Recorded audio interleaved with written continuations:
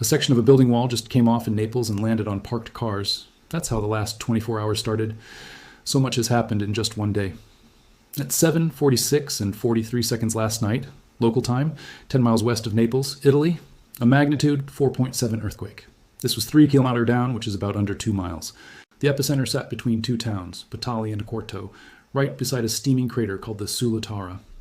21 people were hurt as of this morning, 2 of them seriously. That wall on Via Pergoi came down onto parked cars. The port of Patali closed, which cut the ferries out to the islands of Procida and Ischia. Rail service across the entire Naples network stopped, and power went out in several neighborhoods. Families slept in their cars. I believe they did that because they were getting ready to evacuate at a moment's notice, and the buildings around them didn't seem too safe. Here's the part that should stop you. All of those towns sit on top of a volcano called the Campi Flegrei, the Italian name for it, and I'm doing my best to pronounce it. The English map calls it the Phlegreian Fields. Same place either way. It's a volcano with towns built inside it.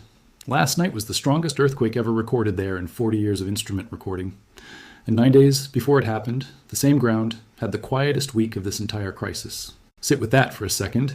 Italy has its own version of the USGS, the National Institute of Geophysics and Volcanology, shortened to INGV, and they run the instruments underneath Naples. They publish a bulletin every week, free, on a public website. I happen to have Tuesdays open for a completely different story, and the number that stopped me was 10.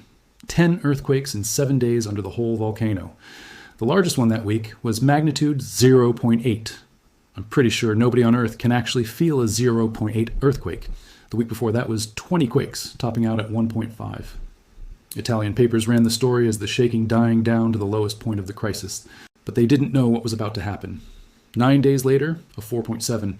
I'll tell you exactly what that quiet week actually meant, but you need to understand what happened last night first. Here's how spooky this is.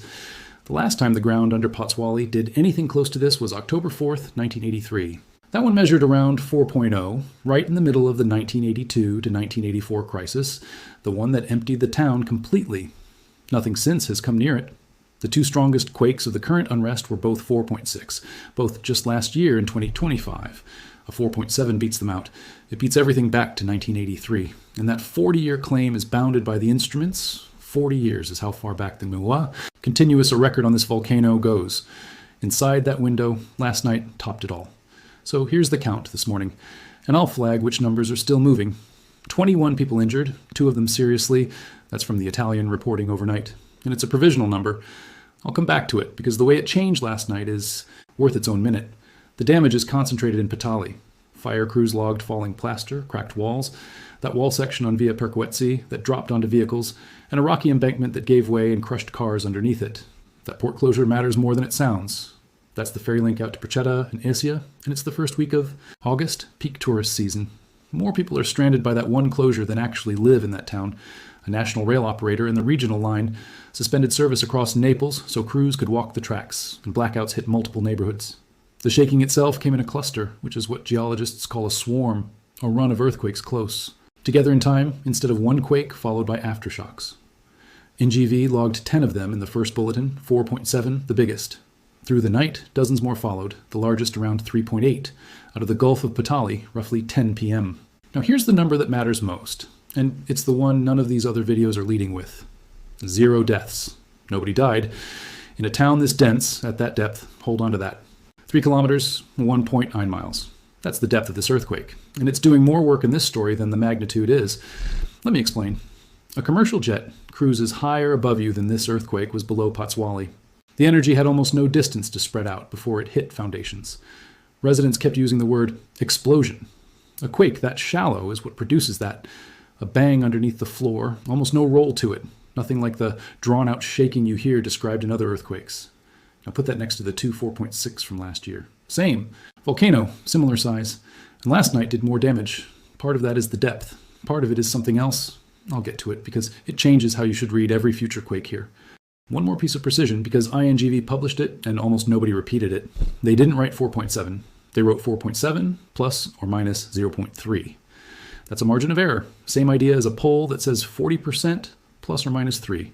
It means the true size sits somewhere between 4.4 and 5.0, and they're telling you honestly they can't pin it closer than that yet. 2 words are going to be all over the coverage this week. Here's what they actually mean. First, Caldera. A caldera is what's left after a volcano erupts hard enough to empty itself out and then cave in, a wide bowl in the ground instead of a cone on the skyline. Campi Flegrei is one, about 8 miles across, with Pozzuoli sitting inside it. That's why there's no mountain in any of the footage you'll see. You're looking at the inside of a volcano. Second word, bradyism. The ground surface slowly rising and slowly falling. Slow shaking, from the Greek. Patali has been doing it since Roman times.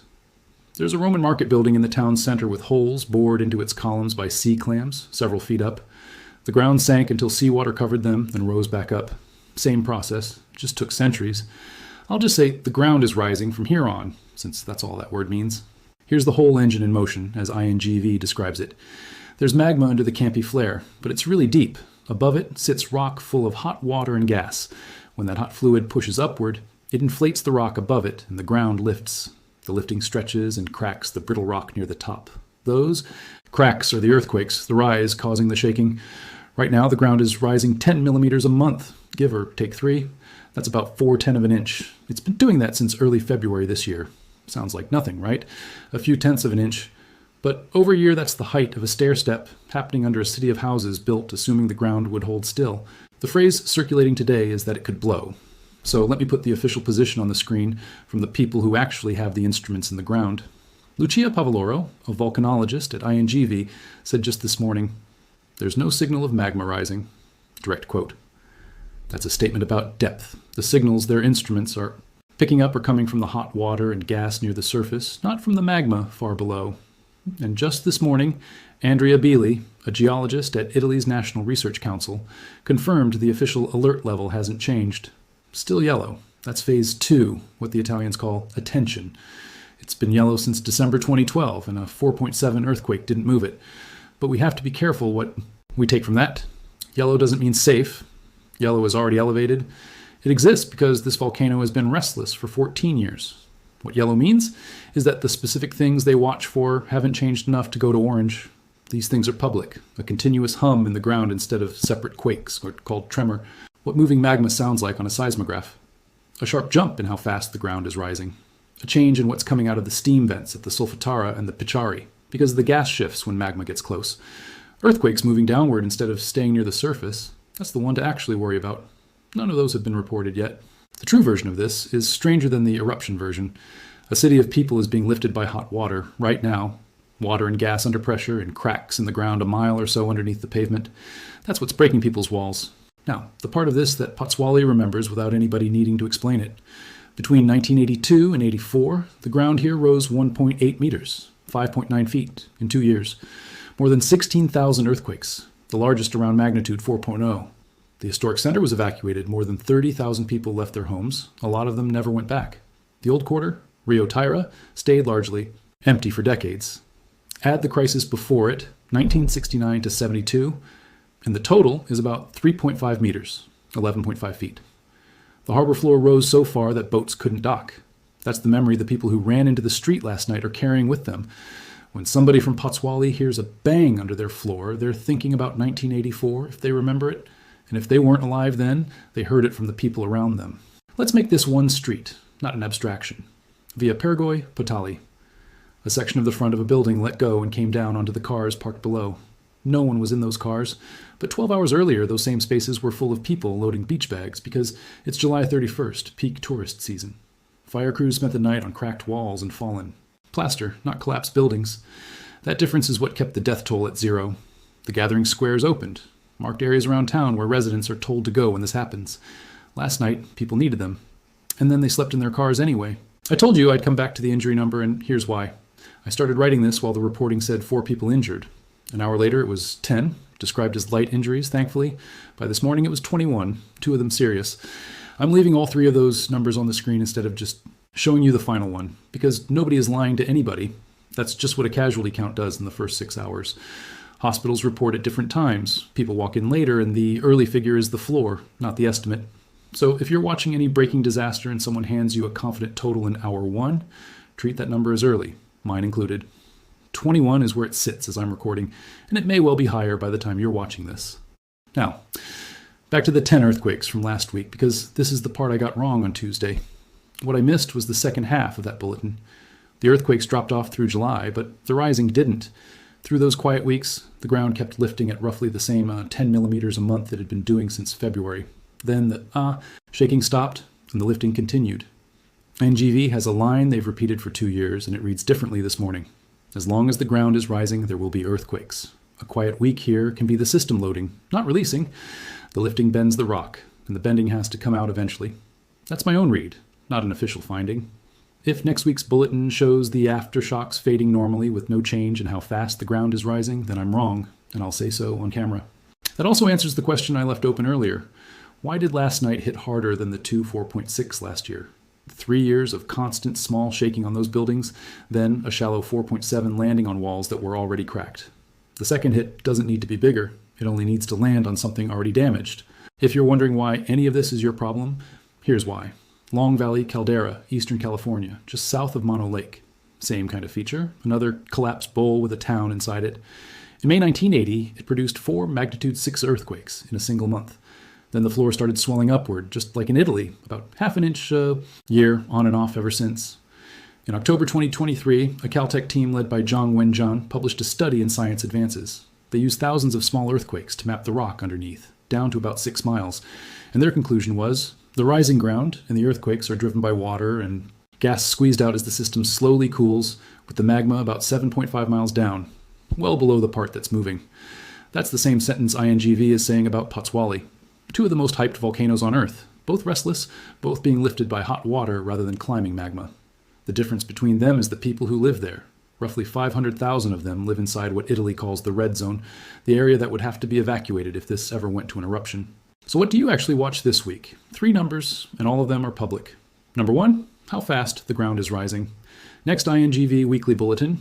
It's been 10 millimeters a month since February. It was 30 a month after the earthquakes last February. If it goes back up to 30, that's the change. That means something, and it'll be published free for you. Number 2, where the aftershocks sit. If they stay clustered near the surface around the Solfatara, that's an ordinary sequence winding down. If they start going deeper, that's a different conversation. Number 3, the alert level. Moving from yellow to orange is a decision made by Italy's Civil Protection Department on INGV's advice, and it gets announced publicly. If it happens, you won't need me to tell you. So that's where it stands today, filming this on August 1st. And there's that number from a minute ago, 500,000 people inside the red zone of the volcano on yellow alert. Italy has a written national plan for moving them out. It's public. It names the region each town would go to. Thankfully, it's never been used, but that's also the problem, isn't it? It's never been practiced. I spent this morning reading about it, and there's a gap in it I didn't expect. That's the next video. Everything you see here is sourced in the description. The INGV event page, the weekly bulletins, the alert confirmation. If I've gotten something wrong, tell me, and I'll correct it as fast as I can. So, to summarize, 21 people injured, nobody killed, in a town that's been through this before. I'll be watching the bulletin. Watch it with me, and I'll see you in the next one.